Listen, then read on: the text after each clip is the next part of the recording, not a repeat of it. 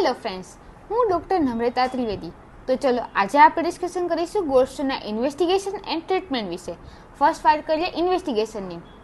તો ગોલ્ડસ્ટોન છે એ જનરલી યુએસજીમાં જ ડિટેક્ટ થઈ જતો હોય છે, એટલે કે ગોલ્ડસ્ટોન કઈ સાઇઝનો છે એ સોનોગ્રાફીમાં ખબર પડી જતી હોય છે. ટ્રીટમેન્ટની વાત કરીએ તો ગોલ્ડસ્ટોન એસિમ્પ્ટોમેટિક હોય તો કોઈ પણ ટ્રીટમેન્ટ લેવી ના જોઈએ.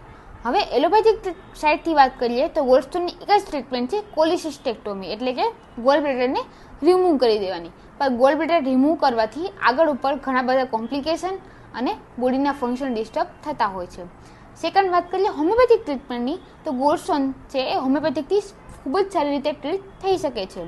જો ગોલ્ડસ્ટોનમાં કોન્સ્ટિટ્યુશનલ રેમેડી એટલે કે પેશન્ટની તાસીર સમજીને દવા આપવામાં આવે તો ગોલ્ડસ્ટોનના બધા જ સિમ્ટમ્સમાં પણ ક્યોર થઈ શકે છે અને ઘણી બધી વખત ઘણા બધા પેશન્ટમાં ગોલ્ડસ્ટોન રિમૂવ પણ થઈ જાય છે.